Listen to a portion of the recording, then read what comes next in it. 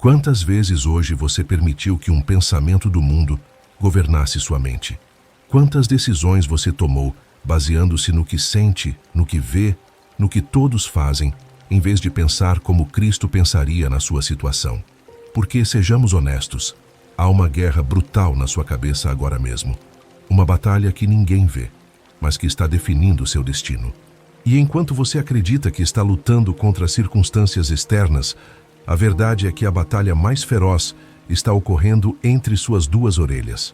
Mas e se eu te dissesse que em Filipenses 2, verso 5 está escrito: haja, pois, em vós este sentir que houve também em Cristo Jesus?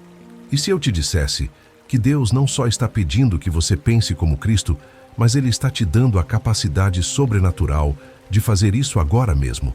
Hoje vamos descobrir como forçar sua mente a pensar como Cristo pensava, como transformar radicalmente seus pensamentos para que cada decisão, cada palavra, cada reação sua seja um reflexo do caráter de Jesus. Porque aqui está a verdade que ninguém te diz. Se você não aprender a controlar sua mente vai controlar você. E quando sua mente te controla, o inimigo tem acesso direto para destruir sua vida, sua família, seu propósito e seu futuro. O que você anseia é paz mental, claridade espiritual, aquela força interior que te permite enfrentar qualquer tempestade sem perder sua identidade em Cristo. E isso só vem quando você aprende a pensar do jeito que Ele pensa. Antes de continuarmos, se esta mensagem já começou a falar com você, inscreva-se no nosso canal, ative o sininho para que o YouTube te avise quando subirmos um novo vídeo e escreva na seção de comentários a seguinte frase: hoje Cristo transforma minha mente. Faça isso agora, porque esse simples ato de escrever é um pacto espiritual entre você e Deus. Você está declarando que não vai mais permitir que o mundo dite como você pensa.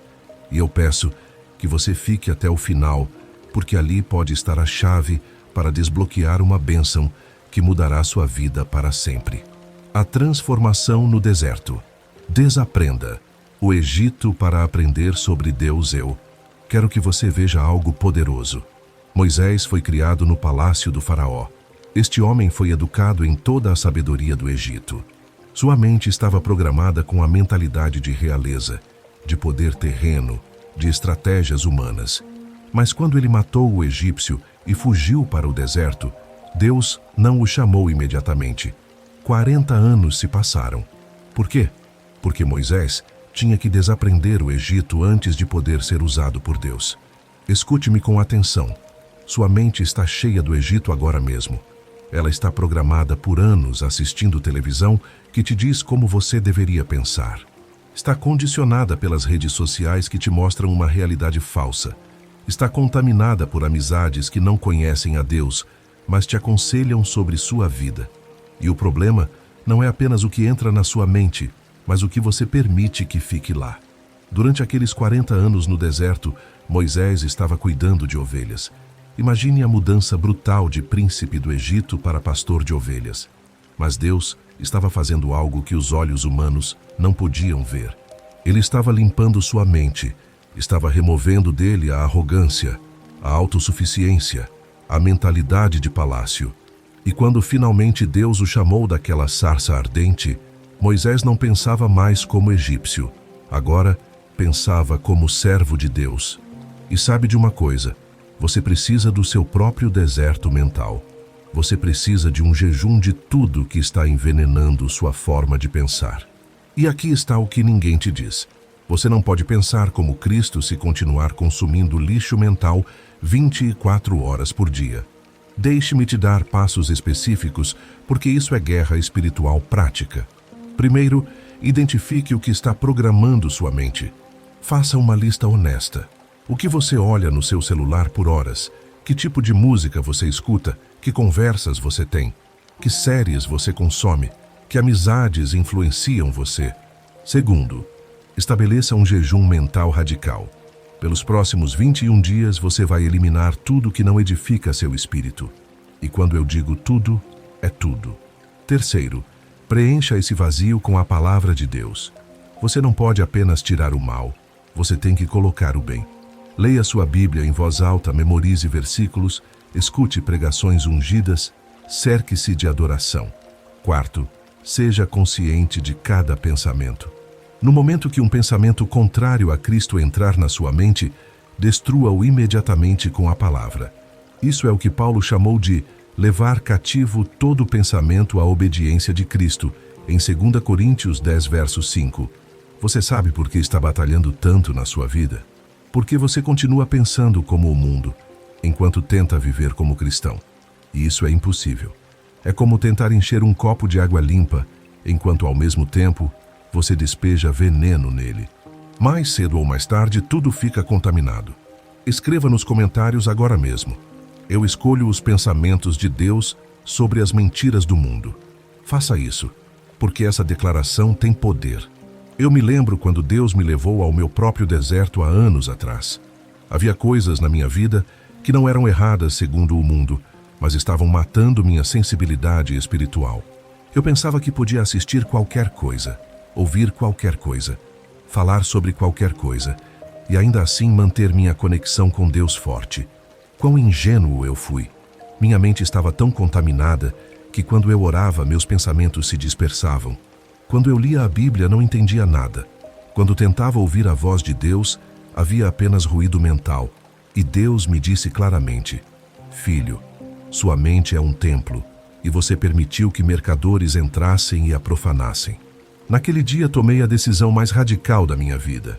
Cancelei assinaturas, deletei aplicativos, terminei amizades tóxicas e por meses minha vida foi desconfortável. Mas algo começou a acontecer. Minha mente clareou. Os pensamentos de Deus começaram a chegar com mais frequência. As decisões se tornaram mais fáceis porque agora eu pensava diferente. As tentações perderam poder porque minha mente não era mais terreno fértil para elas. E aqui está o princípio que você deve gravar no seu coração. Você nunca pode se elevar mais alto que o nível dos seus pensamentos. Se você pensa como perdedor, você viverá como perdedor. Se você pensa como vítima, você será vítima. Se você pensa como o mundo, você obterá resultados do mundo. Mas se você pensa como Cristo, você se moverá no sobrenatural. O filtro mental de Daniel. Discipline sua mente como nunca antes. Agora, passamos para uma revelação que vai mudar sua vida se você aplicá-la. No livro de Daniel, capítulo 1, este jovem foi levado cativo para a Babilônia. Imagine, arrancado da sua terra, da sua cultura, de tudo que conhecia. E o rei Nabucodonosor tinha um plano: converter Daniel em um babilônio. Ele mudou seu nome, deu-lhe educação babilônica e ordenou que ele comesse da comida do rei. Mas aqui está o momento crucial que a maioria das pessoas ignora. Daniel propôs em seu coração não se contaminar com a porção das iguarias do rei. Por quê? Porque Daniel entendeu algo profundo. O que entra no seu corpo afeta seu espírito. E se isso é verdade fisicamente, quanto mais é verdade mentalmente. Escute-me. O que você consome mentalmente determina como você pensa, e como você pensa determina como você vive. Daniel sabia que se ele comesse o mesmo que o rei, eventualmente pensaria como o rei. E se pensasse como o rei, agiria como o rei. E se agisse como o rei, perderia sua identidade como filho de Deus. Então Daniel fez algo radical. Ele estabeleceu um filtro. Ele disse não. E esse não poderia ter custado sua vida. Mas ele decidiu que era melhor morrer sendo fiel do que viver sendo contaminado. E deixe-me te dizer algo que vai te deixar desconfortável. Você precisa estabelecer filtros mentais imediatamente. Você precisa dizer não a conversas que envenenam sua mente. Você precisa dizer não a conteúdo que desperta sua carne. Você precisa dizer não a mentalidades que contradizem a palavra de Deus. Porque cada vez que você diz sim ao que Deus diz não, você está contaminando sua mente. E uma mente contaminada não pode pensar como Cristo. Aqui estão os passos práticos para estabelecer seu filtro mental como Daniel. Primeiro, identifique as portas de entrada para sua mente. São 5. O que você vê, o que você ouve, o que você fala, o que você lê e com quem você se associa. Cada uma dessas portas deve ter um guardião. E esse guardião é você sob a autoridade do Espírito Santo. Segundo, estabeleça limites não negociáveis. Escreva uma lista de coisas que, a partir de hoje, você não permitirá que entrem na sua mente. Pode ser certos tipos de filmes, certas conversas, certos lugares na internet, certas amizades. Terceiro, crie alternativas saudáveis. Você não pode apenas eliminar, você tem que substituir. Se você elimina música mundana, substitua com adoração. Se você elimina séries vazias, substitua com ensino bíblico. Quarto, seja radical. Daniel não negociou. Ele não disse que um pouquinho não faria mal. Ele disse não categoricamente, e você tem que fazer o mesmo. Se você está assistindo isso e sabe exatamente o que precisa sair da sua vida, digite nos comentários: hoje eu estabeleço meu filtro mental. Não espere, faça agora. E aqui está o que Daniel descobriu. Quando ele se recusou a ser contaminado, Deus o abençoou mais do que todos aqueles que comeram as iguarias do rei. No final de 3 anos, Daniel e seus amigos eram mais sábios, mais fortes, mais saudáveis do que todos os outros. Por quê? Porque a disciplina sempre produz fruto. Sempre. Agora deixe-me falar duro com você porque eu te amo demais para te deixar na sua zona de conforto. Se você continuar consumindo as mesmas coisas que o mundo consome, você vai pensar como o mundo pensa. E se você pensa como o mundo pensa, você vai viver como o mundo vive. E se você vive como o mundo vive, você vai terminar onde o mundo termina. E o mundo termina em destruição eterna.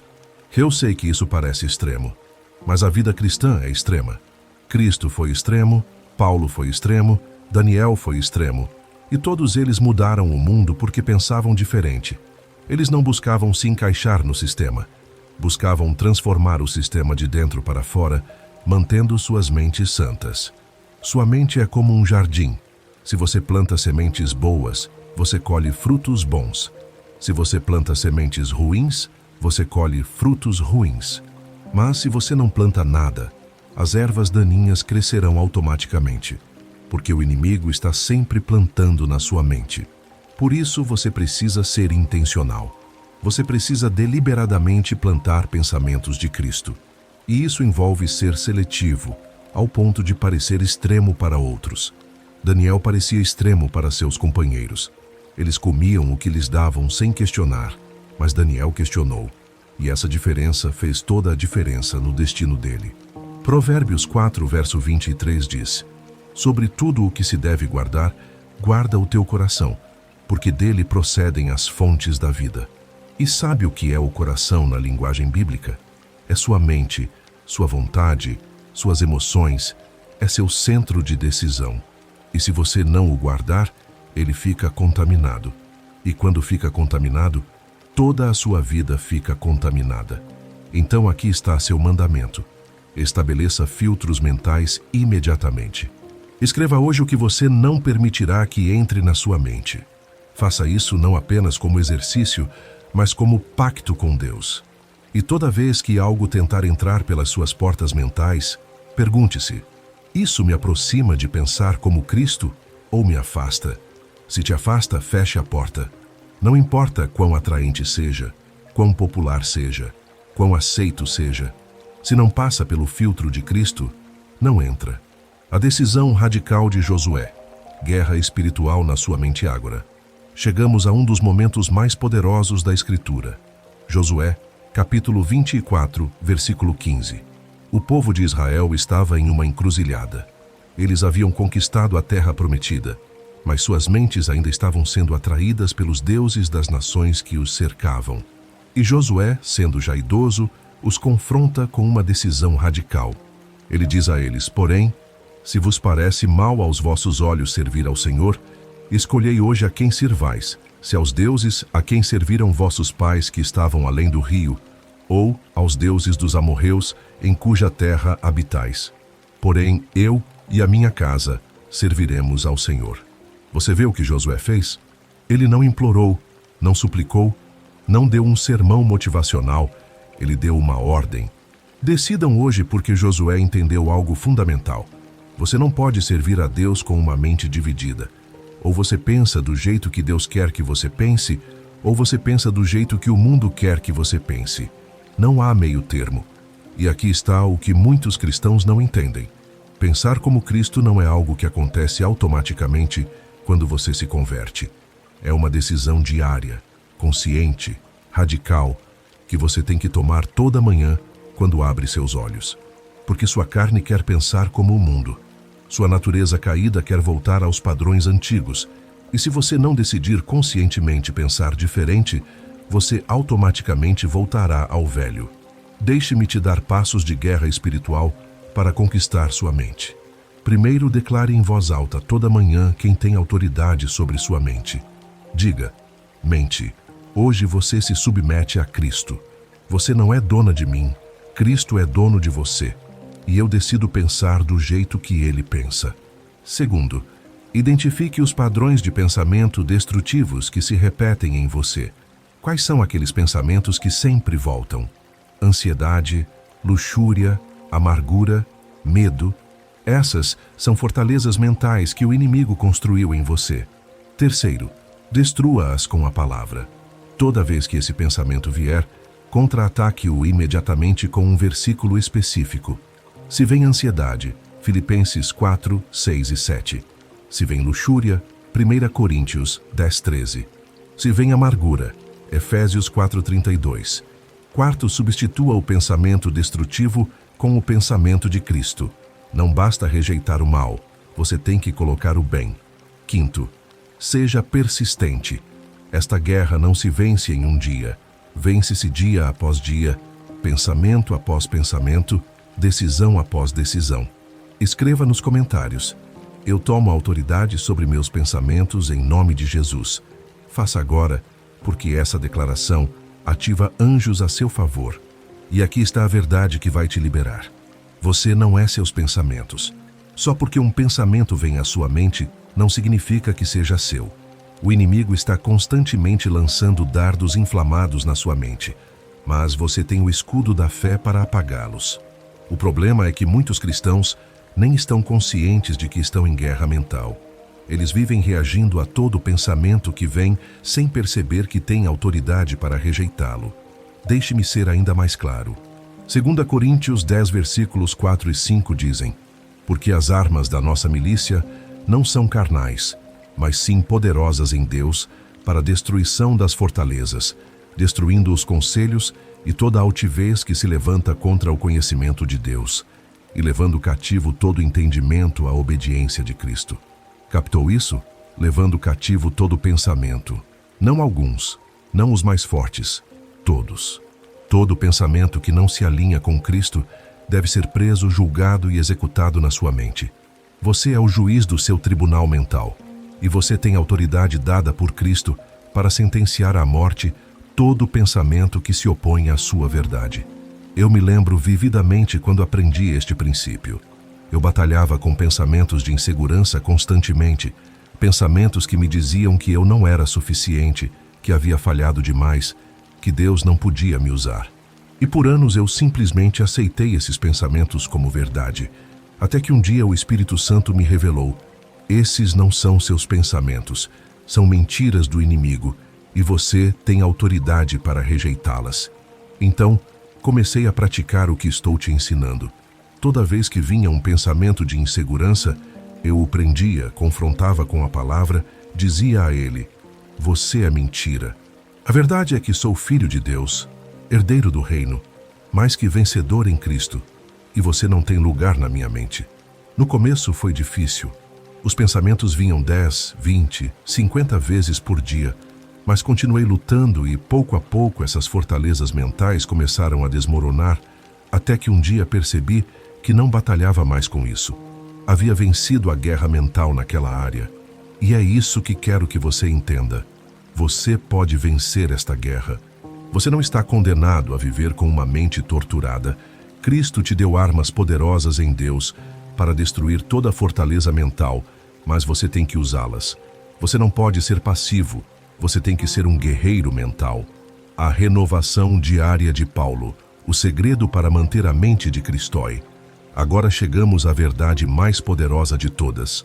Paulo, o mesmo homem que experimentou a transformação mental mais radical da história, nos deixou o segredo de como manter a mente de Cristo dia após dia.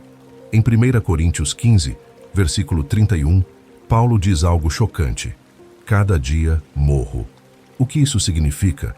Significa que pensar como Cristo não é um evento de uma única vez. É uma morte diária, a sua maneira de pensar, para que a maneira de pensar de Cristo possa viver em você. É uma decisão que você tem que tomar toda manhã. Hoje minha mente pertence a Cristo. Hoje meus pensamentos se submetem a Ele. Hoje não penso do jeito que o mundo quer que eu pense, mas do jeito que Cristo pensa. E deixe-me te dizer por que isso é tão crucial. Porque sua mente tem memória muscular. Se por 20, 30, 40 anos você pensou de uma certa maneira, sua mente vai querer voltar a esses padrões. É como um rio que cavou um canal profundo. A água naturalmente fluirá por ali. Mas quando você decide pensar como Cristo, você está criando um novo canal, e isso requer esforço constante, diário, intencional. Paulo também escreveu, em 1 Coríntios 2, verso 16, mas nós temos a mente de Cristo. Você vê isso? Não diz que vamos ter, diz que temos tempo presente. Agora mesmo, você já tem acesso à mente de Cristo. O problema não é que você não a tenha. O problema é que você não está usando. É como ter uma conta bancária com milhões de reais, mas continuar vivendo em pobreza porque você nunca faz saques. A mente de Cristo está disponível para você agora mesmo, mas você tem que conscientemente ativá-la. E como é ativada? Com disciplina diária. Aqui está a sua rotina diária para manter a mente de Cristo.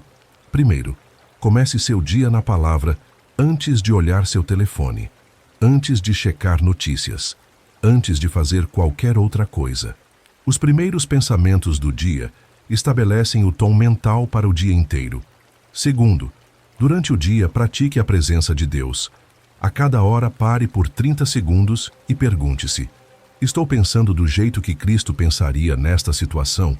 Terceiro, quando enfrentar uma decisão antes de agir, pergunte: o que Jesus faria? Não como um clichê, mas como uma pergunta genuína. Quarto, no final do dia, examine seus pensamentos. Que pensamentos você permitiu que dominassem seu dia? Foram pensamentos de fé ou de medo, de amor ou de amargura, de abundância ou de escassez? Quinto, arrependa-se dos pensamentos que não foram de Cristo e declare que amanhã será diferente. Digite nos comentários agora mesmo: todo dia eu morro para meus pensamentos e vivo nos pensamentos de Cristo. E quero que você entenda algo fundamental. A transformação da sua mente é um processo. Não vai mudar da noite para o dia. Paulo diz em Romanos 12:2, transformai-vos pela renovação do vosso entendimento. A palavra transformação em grego é metamorfose, como uma lagarta que se torna borboleta. Essa mudança leva tempo, mas é garantida se você perseverar. Muitos cristãos ficam frustrados porque tentam mudar sua mente por uma semana e, quando não veem resultados imediatos, desistem. Mas, irmão, irmã, se você passou 20 anos pensando errado, você vai precisar de mais de uma semana para reprogramar sua mente. Mas eu te prometo, em nome de Jesus, que se você perseverar nisso, você verá transformação radical. Eu vi pessoas completamente transformadas ao aplicar estes princípios. Eu vi casamentos restaurados porque um dos cônjuges decidiu começar a pensar como Cristo em vez de pensar a partir do ressentimento. Eu vi pessoas saírem da depressão porque decidiram levar cativo todo o pensamento negativo. Eu vi negócios prosperarem porque o dono começou a pensar com mentalidade de reino em vez de mentalidade de escassez. Eu vi vícios quebrados porque a pessoa renovou sua mente com a verdade de Deus. E tudo isso pode ser seu testemunho, mas você tem que tomar a decisão hoje. Você não pode continuar adiando isso, porque cada dia que você vive pensando como o mundo é um dia perdido. É um dia onde você poderia ter avançado no seu propósito, mas ficou estagnado. É um dia onde você poderia ter sido uma bênção, mas foi um tropeço. É um dia onde você poderia ter glorificado a Deus, mas glorificou sua carne. O poder da quietude intencional. Silencie o barulho para ouvir Deus. Há um princípio que a maioria dos cristãos perde completamente e está custando a eles tudo. Em 1 Reis 19, O profeta Elias tinha acabado de experimentar uma das maiores vitórias na história bíblica. Ele havia chamado fogo do céu, derrotado 450 profetas de Baal e provado que Deus é real. Mas imediatamente após essa vitória, a rainha Jezabel ameaçou sua vida e Elias fugiu em medo. Ele foi para o deserto, sentou-se debaixo de uma árvore e quis morrer. Ele estava mentalmente exausto, espiritualmente esgotado, emocionalmente quebrado. E Deus lhe disse para ir e ficar na montanha porque ele estava prestes a passar por ali. Então veio um grande e forte vento, mas Deus não estava no vento. Então veio um terremoto, mas Deus não estava no terremoto. Então veio fogo, mas Deus não estava no fogo. E depois do fogo veio uma voz mansa e delicada. Era ali que Deus estava, no silêncio. Escute-me com atenção. Você não pode pensar como Cristo se nunca silenciar o barulho ao seu redor. Sua mente está constantemente bombardeada com informações, notificações, mensagens, notícias, opiniões, vozes, vozes, vozes. E em todo esse barulho, a voz de Deus fica abafada. Você se pergunta por que não consegue ouvir Deus claramente? Porque você nunca cria espaço para Ele falar. Você acorda e imediatamente pega seu telefone. Você passa o dia com fones de ouvido constantemente nos seus ouvidos. Você dorme assistindo vídeos. Nunca há um momento de silêncio intencional onde Deus possa baixar seus pensamentos na sua mente. E aqui está o que você precisa entender. Os pensamentos de Deus não são altos e agressivos como os pensamentos do mundo. Os pensamentos de Deus vêm naquela voz mansa e delicada que requer que você fique quieto, que fique parado, que seja intencional sobre ouvir. Então aqui estão passos práticos para criar quietude na sua vida. Primeiro, estabeleça um tempo diário de completo silêncio. Comece com apenas 10 minutos, sem telefone, sem música, sem distrações. Apenas você e Deus. Sente-se em silêncio e deixe sua mente se acalmar. No começo será desconfortável porque sua mente está acostumada com estimulação constante, mas persista através desse desconforto. Segundo, pratique a disciplina da solidão. Jesus regularmente se retirava para lugares solitários para orar. Se Jesus precisava de solidão, quanto mais você precisa. Encontre um lugar onde você possa estar completamente sozinho com Deus, mesmo que seja apenas seu carro ou um armário. Terceiro, jejue do barulho da mídia. Tire um dia por semana onde você se desconecta completamente das redes sociais, notícias, entretenimento. Use esse tempo para encher sua mente com a palavra de Deus em vez das palavras do mundo. Quarto, aprenda a pausar antes de reagir. Quando algo acontecer que dispara uma resposta emocional, treine-se para pausar por 10 segundos antes de responder. Nessa pausa, pergunte a Deus: como você quer que eu pense sobre isso? Como Cristo responderia? Se você ainda está assistindo, escreva isso nos comentários. Eu escolho a voz de Deus sobre o barulho do mundo. Faça isso porque essa declaração cria responsabilidade. Vou te contar o que aconteceu quando comecei a praticar isso. Por anos eu fui viciado em entrada constante. Eu não conseguia lidar com silêncio. Minha mente acelerava constantemente. Mas quando comecei a criar momentos intencionais de quietude, tudo mudou. No começo, o silêncio era ensurdecedor. Meus pensamentos eram caóticos. Mas persisti. E lentamente, naqueles momentos quietos, comecei a ouvir a voz de Deus com clareza, que nunca havia experimentado antes. Ele começou a me mostrar coisas sobre mim mesmo que eu estava ocupado demais para notar. Ele começou a revelar estratégias para situações que eu estava enfrentando. Ele começou a baixar ideias criativas, insights proféticos, direções específicas. E percebi que havia perdido tudo isso porque nunca desacelerei o suficiente para recebê-lo. Aqui está o princípio espiritual. Os pensamentos de Deus estão sempre disponíveis, mas eles requerem um receptor que está sintonizado. E você não pode sintonizar quando está constantemente sintonizado em tudo mais. Salmo 46, verso 10 diz: aquietai-vos e sabei que eu sou Deus. Essa palavra aquietai-vos, em hebraico, literalmente significa solte, libere, renda-se. É uma escolha ativa de parar de se esforçar, parar de consumir, parar de se mover e apenas estar na presença de Deus. Isso não é sobre ser preguiçoso ou improdutivo. Isso é sobre ser estratégico com sua energia mental. Porque quando você aprende a pensar como Cristo, você realiza mais em menos tempo, porque está operando da sabedoria dele em vez do seu próprio entendimento limitado. A renovação da perspectiva.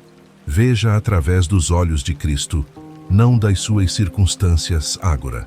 Eu preciso que você entenda algo que vai revolucionar completamente como você processa tudo na sua vida. Em 2 Coríntios 4, versículos 16 a 18, Paulo escreve: Por isso não desfalecemos. Mais ainda que o nosso homem exterior se corrompa, o interior, contudo, se renova de dia em dia, porque a nossa leve e momentânea tribulação produz para nós um peso eterno de glória muito excelente, não atentando nós nas coisas que se veem, mas nas que não se veem, porque as que se veem são temporais, e as que não se veem são eternas. Este é o segredo de pensar como Cristo. Perspectiva. Cristo nunca olhou para situações do jeito que humanos naturalmente olham para elas. Quando ele viu uma tempestade, ele viu uma oportunidade para demonstrar fé. Quando ele viu doença, ele viu uma oportunidade para manifestar o poder de Deus. Quando ele viu uma multidão sem comida, ele viu uma oportunidade para um milagre. Quando ele viu a cruz, ele viu sua salvação. Tudo depende da perspectiva. E agora mesmo sua perspectiva está sendo moldada pelas suas circunstâncias em vez de ser moldada pela verdade de Deus. Você olha para sua conta bancária e pensa pobreza. Cristo olha para sua conta bancária e pensa provisão. Você olha para seu diagnóstico e pensa morte. Cristo olha para seu diagnóstico e pensa cura. Você olha para seu relacionamento quebrado e pensa que acabou. Cristo olha para seu relacionamento quebrado e pensa restauração. A questão não é o que você está olhando, a questão é como você está olhando para isso. Aqui estão os passos para renovar sua perspectiva diariamente. Primeiro, quando você enfrentar qualquer situação, pare e pergunte: como isso parece da perspectiva do céu? Não reaja imediatamente do seu ponto de vista natural. Treine-se para buscar o ponto de vista de Deus primeiro. Segundo, fale a verdade de Deus sobre sua situação antes de falar seus sentimentos. Seus sentimentos são reais, mas nem sempre são verdadeiros. A palavra de Deus é tanto real quanto verdadeira, então deixe ela ter a palavra final. Terceiro, cerque-se de pessoas que veem através da fé, não através do medo. As 5 pessoas com quem você passa mais tempo vão elevar sua perspectiva ou contaminá-la. Escolha sabiamente. Quarto, leia testemunhos do que Deus fez por outros. Quando você vê o que Deus fez por eles, sua mente começa a acreditar que Ele pode fazer por você também. Isso renova sua perspectiva de impossível para possível. Quinto, celebre pequenas vitórias. Toda vez que você vir Deus se mover em qualquer área, reconheça, agradeça a Ele por isso. Lembre-se disso. Isso treina sua mente para procurar a atividade de Deus em vez de focar em problemas. Escreva nos comentários: eu vejo minha vida através dos olhos de Cristo, não das minhas circunstâncias. Poste agora porque essa declaração muda algo no reino espiritual. Deixe-me te contar o que aconteceu quando aprendi este princípio. Eu estava enfrentando uma situação que parecia absolutamente impossível por todas as medidas naturais. Crise financeira, rompimento relacional, problemas de saúde, tudo ao mesmo tempo. E minha perspectiva natural era desespero. Mas Deus me desafiou. Você vai olhar para isso através dos seus olhos ou através dos meus? E tomei a decisão de mudar minha perspectiva. Toda manhã eu declarava o que a palavra de Deus dizia sobre minha situação, em vez do que minhas circunstâncias mostravam. Quando minha mente queria espiralar para a ansiedade, eu a forçava a lembrar de todas as vezes que Deus havia sido fiel antes. Quando pessoas perguntavam como eu estava, em vez de ensaiar o problema, eu ensaiava as promessas de Deus. E algo sobrenatural começou a acontecer. Minhas circunstâncias não mudaram imediatamente, mas meu estado interno mudou. Eu tinha paz no caos. Eu tinha alegria no teste. Eu tinha fé na impossibilidade. E então, uma por uma, as vitórias vieram. Não porque neguei a realidade, mas porque escolhi ver a realidade da perspectiva de Deus em vez de apenas da minha perspectiva humana limitada. Aqui está o que Jesus disse em Mateus 6, 22 e 23. A candeia do corpo são os olhos, de sorte que, se os teus olhos forem bons, todo o teu corpo terá luz. Se, porém, os teus olhos forem maus, o teu corpo será tenebroso. Sua perspectiva determina se você vive em luz ou em trevas. E pensar como Cristo significa treinar sua perspectiva para ver o que ele vê, para acreditar no que ele acredita, para esperar o que ele espera. Isso não é pensamento positivo, isso é pensamento de fé. Isso não é negar problemas, isso é ver problemas através das lentes do poder de Deus, em vez de através das lentes das suas limitações. A crucificação da comparação. Mate o ladrão da sua identidade em Cristo. Há um assassino silencioso, destruindo sua capacidade de pensar como Cristo, e a maioria dos cristãos nem percebe que está acontecendo. É o pecado da comparação. Em 2 Coríntios 10, verso 12, Paulo diz: porque não ousamos classificar-nos ou comparar-nos com alguns que se louvam a si mesmos, mas estes que se medem a si mesmos e se comparam consigo mesmos estão sem entendimento. Captou isso? Quando você se compara com outros, você está sendo imprudente. Você está, na verdade, sendo tolo, porque a comparação é uma armadilha que sempre vai te levar para longe de pensar como Cristo. Escute cuidadosamente. Jesus nunca se comparou com ninguém. Ele nunca olhou para João Batista e pensou: ele tem mais seguidores do que eu. Ele nunca olhou para os fariseus e pensou: eles têm mais credenciais religiosas do que eu. Ele nunca olhou para os governantes romanos e pensou: eles têm mais poder do que eu. Por quê? Porque Jesus sabia exatamente quem ele era, e esse conhecimento não dependia de como ele se media em relação a outros. E é aqui que a maioria dos cristãos está perdendo a batalha em suas mentes. Você está constantemente comparando sua vida com os melhores momentos de outra pessoa. Você está comparando seu começo com o meio de outra pessoa. Você está comparando seus bastidores com a performance no palco de outra pessoa. E toda vez que você compara, você está inflando seu ego ou desinflando seu espírito. Nenhum dos dois é pensar como Cristo. Aqui está como matar a comparação na sua mente. Primeiro, reconheça quando você está fazendo isso. No momento em que você se pegar medindo sua vida contra a de outra pessoa, pare imediatamente. Chame isso do que é: uma distração da sua designação divina. Segundo, lembre-se desta verdade. Deus te criou como um original, não como uma cópia. Seu chamado é único. Sua jornada é única. Sua linha do tempo é única. O que Deus está fazendo em você não pode ser comparado com o que Ele está fazendo em ninguém mais. Terceiro, celebre outros sem diminuir a si mesmo. Quando você vir alguém tendo sucesso, treine sua mente para dizer: obrigado, Deus, pelo que estás fazendo na vida deles, e eu confio no que estás fazendo na minha. Quarto, foque no seu próprio crescimento, não na posição de outra pessoa. Pergunte-se: sou melhor do que era ano passado? Estou crescendo em caráter? Estou me tornando mais como Cristo? Essas são as únicas comparações que importam. Quinto, entenda que todos que você está se comparando também estão lutando batalhas das quais você não sabe nada. Aquela pessoa que você inveja pode estar lutando com coisas que você nem pode imaginar. Pare de comparar seus interiores com os exteriores deles. Se isso está te convencendo agora, digite nos comentários: eu rejeito a comparação e abraço minha identidade única em Cristo. Faça isso porque é uma declaração de guerra contra esta fortaleza mental. Deixe-me compartilhar algo pessoal. Houve uma temporada na minha vida onde eu era atormentado pela comparação. Eu olhava para outros ministros e pensava que não era ungido o suficiente. Eu olhava para as famílias de outras pessoas e pensava que a minha não era abençoada o suficiente. Eu olhava para os sucessos de outras pessoas e me sentia um fracasso. E estava me matando.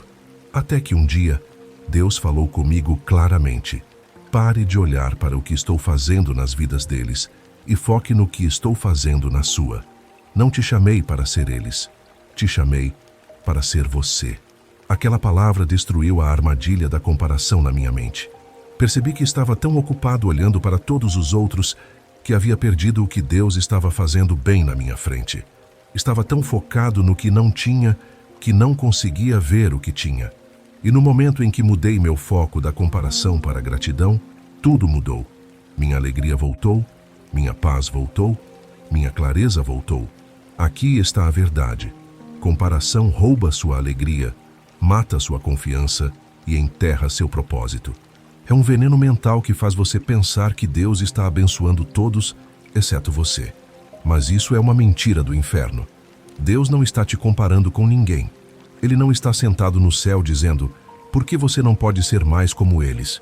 Ele está dizendo, eu te fiz exatamente do jeito que queria. Agora ande nisso. Romanos 12, verso 6 diz, de modo que tendo diferentes dons, segundo a graça que nos é dada.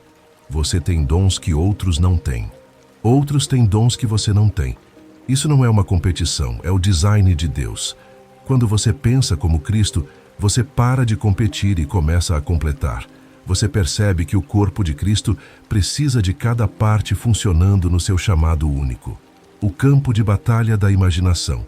Controle seus filmes mentais antes que eles controlem você agora. Vamos abordar algo que a maioria dos pregadores não toca, mas é absolutamente crítico para pensar como Cristo. Sua imaginação. Em Gênesis 6, verso 5, logo antes do dilúvio, a Bíblia diz, e viu o Senhor que a maldade do homem se multiplicara sobre a terra e que toda a imaginação dos pensamentos de seu coração era só má continuamente. Você vê aquela frase? Toda a imaginação dos pensamentos. Deus estava olhando para o que as pessoas estavam imaginando, o que elas estavam visualizando em suas mentes, que filmes mentais elas estavam reproduzindo. E estava tão corrupto que Deus teve que destruir aquela geração.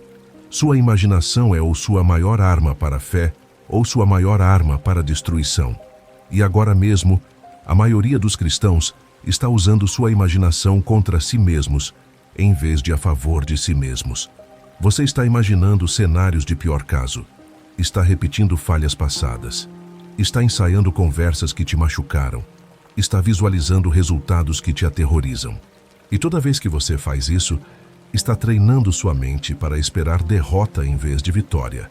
Escute-me, Cristo nunca imaginou falha. Ele imaginou a alegria que estava diante dele. Hebreus 12:2 diz que ele suportou a cruz pela alegria que estava diante dele. Enquanto ele estava sendo torturado, ele estava imaginando sua salvação. Enquanto ele estava em dor, ele estava imaginando sua liberdade. Enquanto ele estava morrendo, ele estava imaginando sua ressurreição. É assim que Cristo usou sua imaginação. Aqui está como tomar controle da sua imaginação. Primeiro, seja brutalmente consciente do que você está se permitindo imaginar. Se você se pegar imaginando desastre, pare imediatamente. Não deixe aquele filme mental reproduzir até o fim. Segundo, substitua a imaginação destrutiva com imaginação construtiva. Em vez de imaginar o que poderia dar errado, imagine o que Deus poderia fazer dar certo. Visualize-se andando em vitória. Visualize sua família restaurada. Visualize suas finanças abençoadas. Visualize seu corpo curado. Terceiro, use a Escritura para alimentar sua imaginação. Quando você lê sobre o coxo andando, imagine-se andando em vitória. Quando você lê sobre os mortos sendo ressuscitados, imagine situações impossíveis na sua vida voltando à vida. Quarto, fale em voz alta o que você está escolhendo imaginar. Diga, eu me vejo livre de dívidas. Eu me vejo curado. Eu me vejo andando em propósito. Eu me vejo superando este vício. Suas palavras programam sua imaginação. Quinto, guarde o que você assiste e consome porque alimenta sua imaginação. Se você está constantemente assistindo conteúdo violento, sua imaginação se torna violenta. Se você está constantemente consumindo notícias baseadas em medo, sua imaginação se torna medrosa. O que quer que você alimente sua imaginação é o que ela produzirá. Digite isso nos comentários agora mesmo. Minha imaginação serve aos propósitos de Deus, não às mentiras do medo. Escreva porque essa declaração retoma território que o inimigo roubou. Eu me lembro quando Deus me revelou quanto dano eu estava fazendo com minha própria imaginação. Eu ficava acordado à noite, imaginando todas as maneiras possíveis que as coisas poderiam desmoronar. Eu imaginaria conversas onde pessoas me rejeitavam. Eu imaginaria cenários onde eu falhava publicamente. E então me perguntava por que estava ansioso o tempo todo. Deus me disse: você está usando o dom da imaginação que te dei para fazer parceria com o inimigo, em vez de fazer parceria comigo. Isso me abalou. Percebi que minha imaginação deveria ser uma ferramenta para a fé, não uma ferramenta para medo. Então comecei a praticar o que estou te ensinando.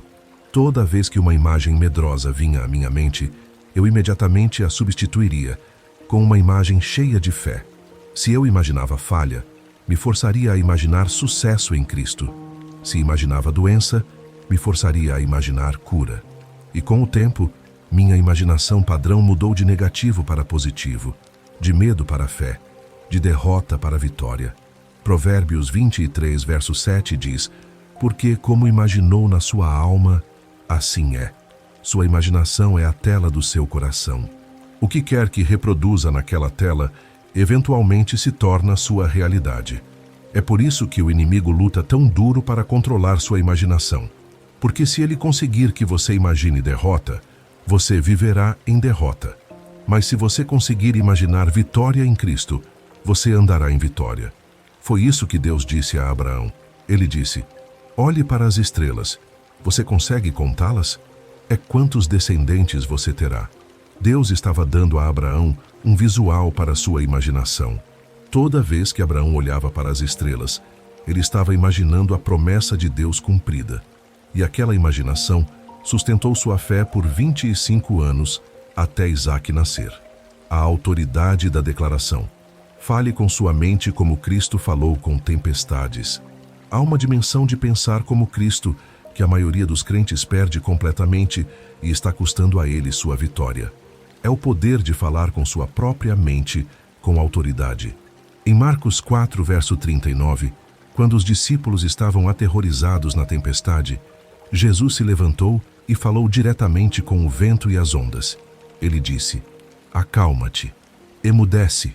E imediatamente a tempestade obedeceu. Aqui está o que você precisa entender. Jesus não orou sobre a tempestade. Ele não pediu ao Pai para acalmar a tempestade. Ele falou diretamente com a tempestade com autoridade. E você tem essa mesma autoridade sobre as tempestades na sua mente. Sua mente não vai automaticamente obedecer a Deus. Você tem que comandá-la a obedecer. Você tem que falar com seus pensamentos ansiosos, como Jesus falou com aquela tempestade. Você tem que olhar para sua imaginação medrosa e dizer: acalma-te, emudece. Você tem que se dirigir ao seu pensamento depressivo e declarar: você não vai me dominar hoje. Isto não é confissão positiva. Isto é autoridade espiritual. Deixe-me te dar a estrutura para falar com sua mente com a autoridade de Cristo. Primeiro, reconheça que você não é vítima dos seus pensamentos. Você é o governante sobre seus pensamentos. Deus te deu domínio, e isso inclui domínio sobre sua própria mente. Segundo, fale em declarações no tempo presente, não esperanças futuras. Não diga: espero que pensarei melhor algum dia. Diga: hoje minha mente obedece a Cristo. Hoje eu penso com clareza. Hoje eu ando em paz. Terceiro, fale o oposto do que sua mente está gritando para você. Se sua mente diz que você é um fracasso, fale em voz alta: eu sou mais que vencedor em Cristo Jesus. Se sua mente diz que você está sozinho, fale em voz alta: Deus nunca me deixará nem me desamparará. Se sua mente diz que é impossível, fale em voz alta: para Deus todas as coisas são possíveis. Quarto, faça suas declarações não negociáveis. Não fale com dúvida na sua voz. Fale com a autoridade que Jesus te deu. Lembre-se, ele disse em Lucas 10:19, eis que vos dou poder para pisar serpentes e escorpiões e toda a força do inimigo, e nada vos fará dano algum. Quinto, repita suas declarações até sua mente acreditar nelas. Sua mente foi programada por mentiras por anos. Vai levar declaração consistente da verdade para reprogramá-la. Não desista depois de um dia. Continue declarando, continue falando, continue comandando sua mente a se alinhar com a verdade de Deus. Escreva nos comentários: eu falo com minha mente com a autoridade de Cristo. Poste agora e veja como essa declaração muda a atmosfera ao redor da sua vida. Aprendi este princípio na temporada mais escura da minha vida. Eu estava batalhando com pensamentos suicidas. Minha mente estava me dizendo todo santo dia que eu deveria simplesmente acabar com tudo, que não havia esperança, que eu não valia nada. E por meses eu apenas suportei aqueles pensamentos, tentando ignorá-los, tentando orá-los para longe. Nada funcionou. Até que um dia o Espírito Santo disse: pare de ser passivo, tome autoridade, fale com aqueles pensamentos como eu falei com a tempestade. Então comecei a fazer isso. Toda vez que um pensamento suicida vinha, eu literalmente falava em voz alta: você, espírito mentiroso, você não tem autoridade na minha mente. Eu te comando a sair em nome de Jesus. Eu declaro que viverei e não morrerei. Eu declaro que minha vida tem propósito. Eu declaro que os planos de Deus para mim são bons. No começo parecia estranho, até louco, mas continuei fazendo isso. E lentamente, aqueles pensamentos perderam seu poder. Eles vinham com menos frequência. Eram mais fracos quando vinham e eventualmente pararam de vir completamente. Venci aquela batalha não por passivamente esperar que melhorasse, mas por ativamente falar com minha mente com autoridade. Provérbios 18, verso 21 diz: a morte e a vida estão no poder da língua. Suas palavras têm poder criativo. Quando você fala com sua mente, você está criando vida ou criando morte. Você está programando vitória ou programando derrota. E aqui está o que a maioria dos cristãos perde. Jesus é chamado o Verbo. Tudo o que ele fez através de palavras. Ele falou com demônios e eles fugiram. Ele falou com doença e ela saiu. Ele falou com morte e vida veio. E 1 João 4,17 diz: qual ele é, somos nós também neste mundo. Você tem o mesmo poder da palavra que ele tinha. Não porque você é Deus, mas porque ele vive em você e te deu sua autoridade. A prática da gratidão. Reconecte seu cérebro através da gratidão.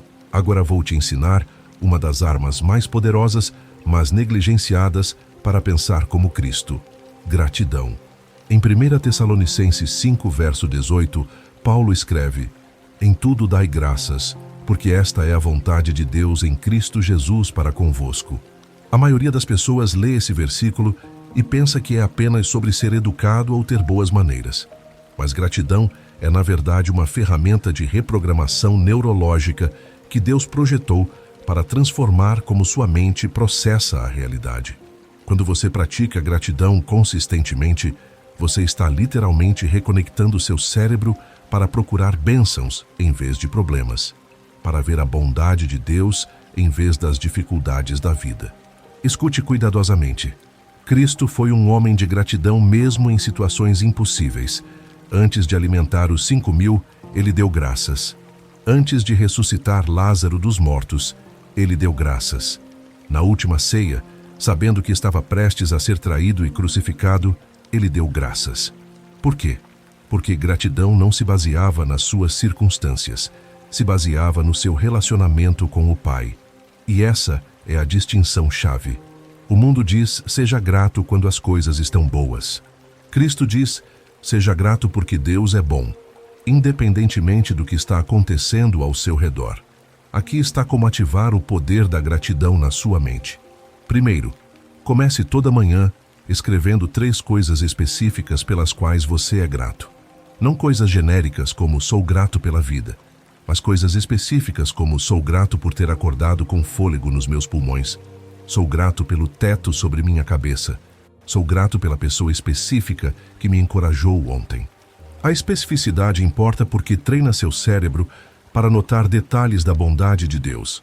Segundo, quando algo der errado durante seu dia, imediatamente force-se a encontrar 3 coisas pelas quais ser grato naquela situação exata.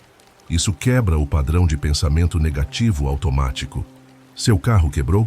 Seja grato por não ter estado em um acidente, grato por ter um carro para quebrar, grato que Deus providenciará a solução. Terceiro, antes de orar sobre seus problemas, passe 5 minutos agradecendo a Deus por vitórias passadas.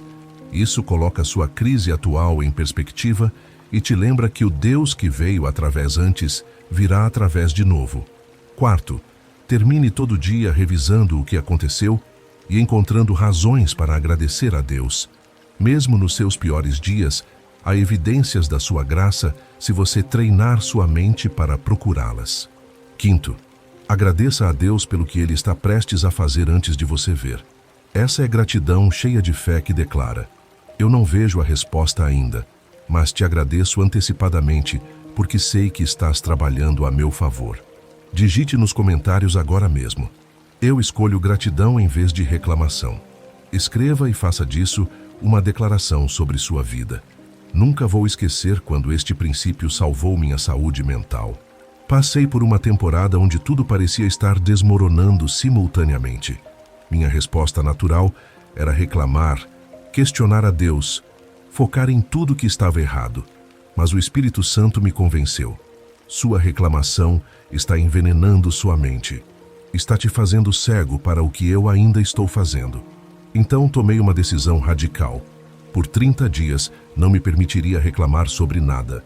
Em vez disso, toda vez que quisesse reclamar, tinha que encontrar 3 coisas pelas quais ser grato. A primeira semana foi tortura. Minha mente lutou comigo constantemente. Ela queria ensaiar problemas, desabafar frustrações, focar em dificuldades. Mas forcei gratidão. E algo milagroso começou a acontecer. Minha perspectiva mudou. Comecei a notar bênçãos que havia completamente ignorado. Comecei a ver a mão de Deus em lugares que havia perdido. Minha alegria voltou mesmo que minhas circunstâncias ainda não tivessem mudado. E então vitória começou a vir. Não porque gratidão magicamente consertou meus problemas, mas porque gratidão reposicionou minha mente para fazer parceria com Deus em vez de fazer parceria com desespero. Filipenses 4, versos 6 e 7 diz: não estejais inquietos por coisa alguma. Antes, as vossas petições sejam em tudo conhecidas diante de Deus, pela oração e súplica, com ação de graças. E a paz de Deus, que excede todo o entendimento, guardará os vossos corações e os vossos sentimentos em Cristo Jesus. Você vê isso? Com ação de graças. A gratidão é o que ativa a paz que guarda sua mente.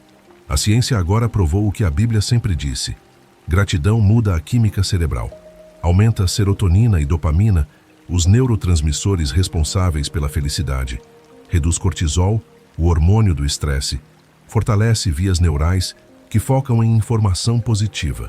Deus projetou seu cérebro para prosperar na gratidão. Quando você pensa como Cristo, você pensa com gratidão independentemente das circunstâncias. Você agradece a Deus na tempestade. Você agradece a Deus no vale. Você agradece a Deus na espera. Você agradece a Deus na batalha. Porque você entende que gratidão não é sobre negar dificuldade. É sobre reconhecer a presença e fidelidade de Deus no meio da dificuldade.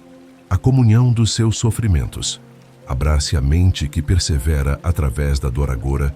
Chegamos a uma verdade que vai separar aqueles que são sérios sobre pensar como Cristo daqueles que apenas querem conforto. Em Filipenses 3, verso 10, Paulo diz algo que a maioria dos cristãos modernos evita: para conhecê-lo e ao poder da sua ressurreição e a comunhão dos seus sofrimentos, sendo feito conforme a sua morte. Você captou isso? Paulo queria experimentar a comunhão dos sofrimentos de Cristo. Não apenas as bênçãos, não apenas os milagres, não apenas o poder da ressurreição, mas os sofrimentos também. Porque Paulo entendeu algo profundo. Você não pode pensar como Cristo se fugir da dor, do jeito que o mundo foge da dor. A mente de Cristo foi moldada através do sofrimento. Hebreus 5, verso 8 diz: ainda que era filho, aprendeu a obediência por aquilo que padeceu.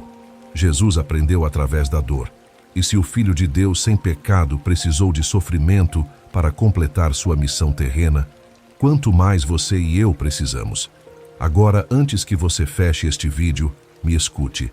Não estou dizendo que Deus causa sua dor ou que você deveria buscar sofrimento. O que estou dizendo é que quando a dor vem, e ela virá, você tem uma escolha. Você pode deixá-la te fazer amargo ou pode deixá-la te fazer melhor. Você pode deixá-la destruir sua fé ou pode deixá-la aprofundar sua fé. Você pode pensar sobre ela do jeito que o mundo pensa, que é evitá-la a todo custo, ou pode pensar sobre ela do jeito que Cristo pensa, que é vê-la como uma ferramenta para transformação. Aqui está como pensar como Cristo quando você está sofrendo. Primeiro, pare de perguntar: por que isso está acontecendo comigo? E comece a perguntar: o que Deus está me ensinando através disso? A primeira pergunta leva à autopiedade. A segunda pergunta leva ao crescimento. Segundo, recuse-se a desperdiçar sua dor. Toda dificuldade pela qual você passa está te preparando para algo maior. A profundidade da sua dor frequentemente determina a altura do seu chamado.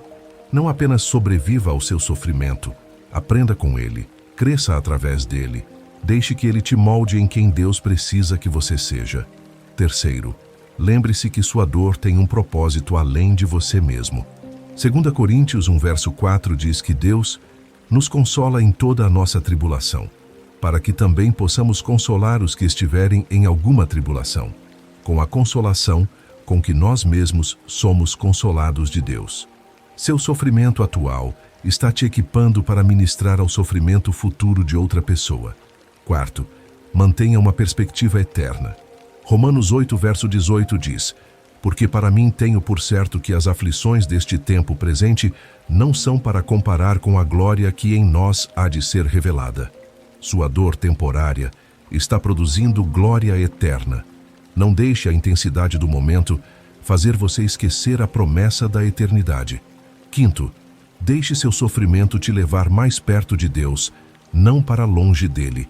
Este é o teste que separa crentes verdadeiros de crentes casuais.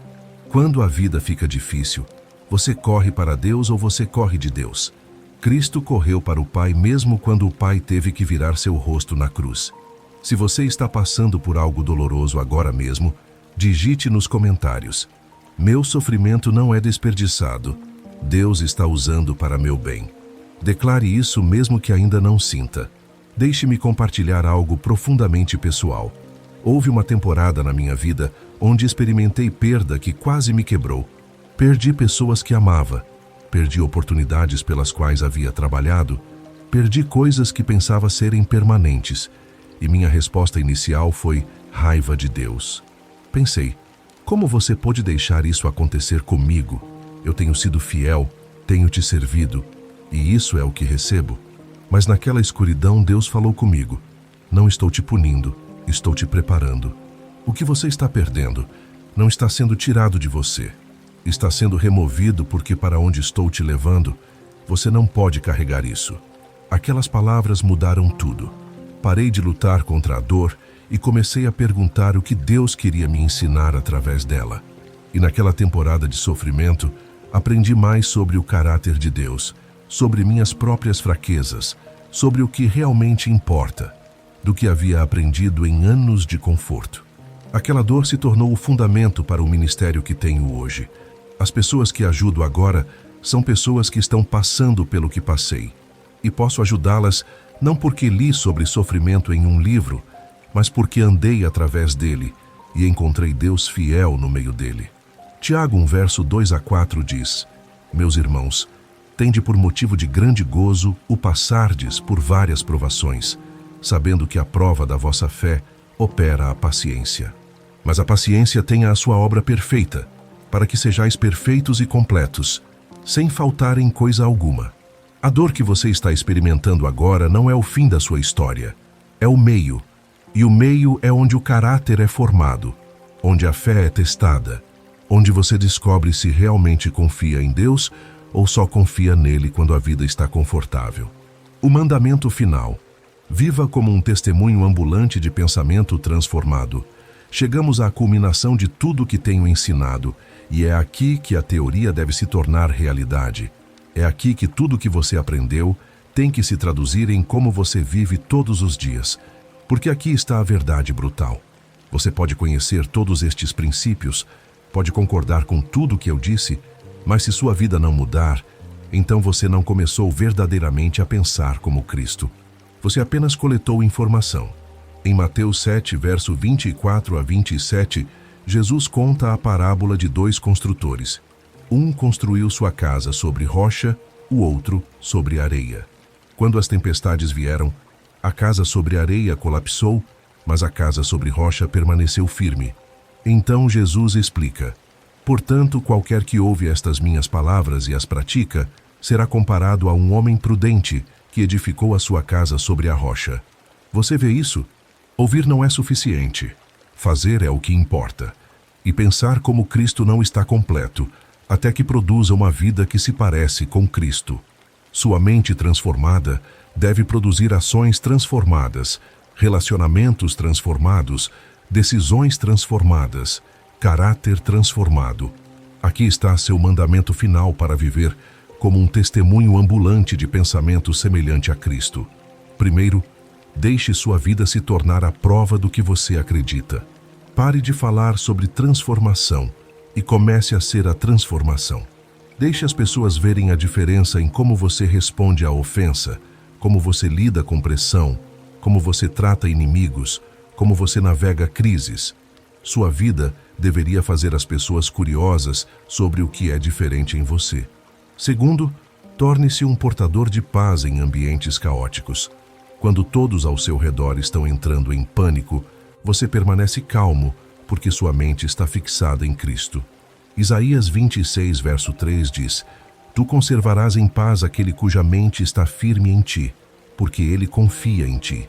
Deixe sua paz ser tão evidente que as pessoas sejam atraídas a ela e queiram conhecer sua fonte. Terceiro, fale vida sobre situações mortas. Use a autoridade do pensamento de Cristo para declarar vitória sobre circunstâncias impossíveis. Pare de concordar com derrota e comece a declarar vitória. Suas palavras deveriam carregar peso, porque estão vindo de uma mente alinhada com o céu. Quarto, discipule outros neste modo de pensar. Você aprendeu a pensar como Cristo, agora ensine outra pessoa. Encontre alguém que está lutando com sua vida de pensamento e caminhe com eles através destes princípios. Sua transformação nunca foi destinada a ser apenas para você. Foi destinada a fluir através de você para outros. Quinto, nunca pare de crescer. Pensar como Cristo não é um destino ao qual você chega. É uma jornada à qual você se compromete pelo resto da sua vida. Todo dia você enfrentará novas batalhas, novos desafios, novas oportunidades para voltar ao pensamento antigo ou escolher o pensamento de Cristo. Permaneça comprometido com o processo. Digite nos comentários agora mesmo, e isso é crítico: eu me comprometo a viver o que aprendi, não apenas saber. Escreva, porque essa é a diferença entre um ouvinte e um praticante. Deixe-me te contar o que acontece quando você realmente se compromete com isso. Sua vida inteira se torna um testemunho. As pessoas começam a notar que há algo diferente em você. Elas te veem passar por coisas que destruiriam outros, mas você sai mais forte. Elas te veem enfrentar injustiça, mas responder com graça. Elas te veem encontrar oposição, mas manter paz. E elas começam a fazer perguntas. Como você fica tão calmo? Como você tem tanta alegria no meio disso? Por que você não está amargo depois do que aconteceu com você? E é aí que você consegue dizer a elas: não sou eu, é Cristo em mim. Aprendi a pensar do jeito que Ele pensa e mudou tudo. Esse é o objetivo final. Não apenas transformação pessoal, mas tornar-se uma demonstração viva do que acontece quando uma mente humana se alinha com a mente de Deus. Romanos 12, verso 2, o versículo com que começamos diz: E não vos conformeis com este mundo, mas transformai-vos pela renovação do vosso entendimento, para que experimenteis qual seja a boa, agradável e perfeita vontade de Deus. Você prova a vontade de Deus vivendo-a, e você só pode vivê-la quando sua mente foi transformada. Então aqui está a minha carga final para você. A partir deste momento, você é responsável pelo que agora sabe. Você não pode mais alegar ignorância. Foi dado a você o projeto para pensar como Cristo. Agora você deve construir com ele. Você deve aplicá-lo diariamente, praticá-lo consistentemente, lutar por ele ferozmente e nunca mais render sua mente ao inimigo. Toda manhã, quando você acordar, lembre-se: hoje é outra oportunidade para pensar como Cristo. Hoje é outra chance de levar pensamentos cativos. Hoje é outro dia para renovar sua perspectiva, para falar com autoridade, para praticar gratidão, para abraçar sua identidade, para silenciar o barulho e para viver como prova de que pensamento transformado produz vida transformada. E eu te prometo, se você se comprometer com esta jornada, um ano a partir de agora, você não vai reconhecer a pessoa que costumava ser. Seus relacionamentos serão diferentes, suas decisões serão mais sábias, sua paz será inabalável, sua fé será mais forte e sua vida será um testemunho que faz o inferno nervoso e o céu celebrar. Agora, antes de terminarmos, preciso que você faça algo crítico. A grande mídia, os sistemas governamentais, as corporações do mundo estão fazendo tudo o que podem para manter as pessoas distraídas desta verdade. Eles querem você focado em entretenimento, em medo, em divisão, em qualquer coisa exceto transformar sua mente em Cristo. Mas não seremos silenciados. Não deixaremos esta mensagem ser escondida. Então agora mesmo, aperte aquele botão de curtir, compartilhe este vídeo com sua família, com seus amigos, no seu Facebook, no seu WhatsApp, porque pode haver alguém no seu círculo que está batalhando com sua mente agora mesmo e esta mensagem é exatamente o que eles precisam ouvir. Se você não está inscrito neste canal, inscreva-se imediatamente e ative o sino de notificação, porque toda vez que subimos um vídeo, é uma palavra profética para este tempo. Junte-se a este exército de crentes que estão determinados a não deixar a fé ser empurrada para as sombras. Isso não é apenas apoiar um canal, isso é espalhar o reino de Deus. Você tem um papel crucial nesta missão. E agora, deixe-me orar por você. Pai, em o poderoso nome de Jesus, venho diante de Ti por cada pessoa que chegou até este ponto. Senhor, Tu conheces suas lutas mentais. Tu conheces os pensamentos que os atormentam. Tu conheces as fortalezas que o inimigo construiu em suas mentes. E hoje, agora mesmo, decreto destruição sobre toda a fortaleza mental. Decreto liberdade sobre toda a mente cativa. Decreto clareza sobre toda a confusão. Decreto paz sobre toda a ansiedade. Decreto fé sobre todo o medo. Senhor, de hoje em diante, deixe cada pessoa que me ouve começar a pensar como Cristo pensa.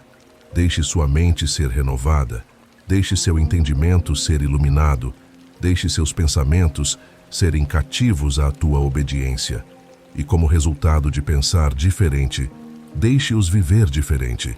Amar diferente e cumprir o propósito para o qual tu os criaste. Em nome de Jesus, amém. Lembre-se de Filipenses 4, verso 8. Quanto ao mais, irmãos, tudo o que é verdadeiro, tudo o que é honesto, tudo o que é justo, tudo o que é puro, tudo o que é amável, tudo o que é de boa fama, se há alguma virtude e se há algum louvor, nisso pensai. Te vejo no próximo vídeo.